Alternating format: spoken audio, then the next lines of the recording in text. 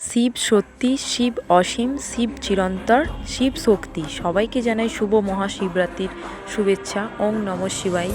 তো hey guys, আমি তুলি। কেমন আছো সবাই? আশা করছি বেশ ভালো আছো, আর আমিও খুব খুব ভালো আছি।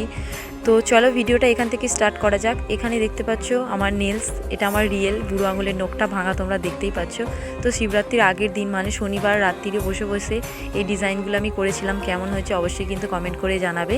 তো এই বছর মহাশিবরাত্রির ব্রত রাত জেগে কে কে উদযাপন করেছিলে অবশ্যই কিন্তু সেটাও কমেন্ট করে জানাতে ভুলো না। তো আমিও করেছিলাম।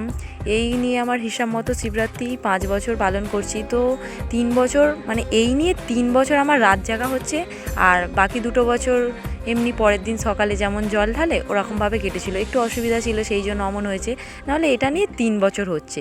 তো ব্রত উদযাপন করার জন্য আমি বাপের বাড়ি চলে এসেছিলাম। আমি, বৌদি আর পিয়াসি 3 জন মিলে একসাথে ছিলাম এই বছর। তো আমাদেরই এখানে কঞ্জপি বলে একটা জায়গা আছে, তো এখানে বহু পুরনো শিব মন্দির আছে। তো এই শিব মন্দিরেই আমরা এসেছিলাম। ছোটো থেকেই দেখে আসছি এই শিব ঠাকুরগুলো। তো ফার্স্ট প্রহরের জল ঢালা হয়ে গিয়েছিল, এটা ছিল সেকেন্ড প্রহরের। তো এখানে গাঁজা, কলকে এইসবগুলোই আর কি ছিল, বাবার যেসব জিনিসগুলো পছন্দের। তারপর মোটামুটি এটা 2:30টার পরের ভিডিও ক্লিপস। তো এখানে পাড়ার দাদারা কিছু মানে জল নিয়ে এসেছিলো বাঁকে করে, তো সেই জলই বাবার মাথায় ঢালছিল। তারপর ওরা পুষ্পাঞ্জলি দিল, ডাবর নিয়ে একদম হুড় করে গঙ্গা জলগুলো ঢালছিল। আর আমি ভাবছিলাম বাবার এবার ঠান্ডা লেগে যাবে, মানে অনেক জল। আর তার পাশেই ছিল আমাদের মানে মা কালী। তো ওনাকে এখানে প্লাস্টিক দিয়ে প্যাক করে দিয়েছিল, তার কারণ প্রতিমার উপরে জল পড়বে সেই জন্য। তারপর এটা ছিল একদম ভোরবেলা। তো সব কিছু শেষ হয়ে গেছে। 4 প্রহরের পরে ব্রাহ্মণ ঠাকুর এখানে আরতি করে নিচ্ছিল।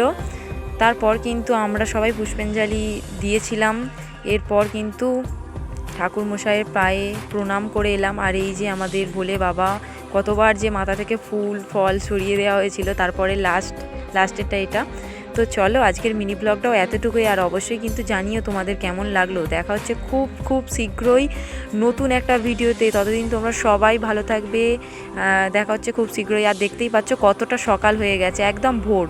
একদম আমরা 6:30টায় বাড়ি ঢুকেছি। চলো টাটা, বাই।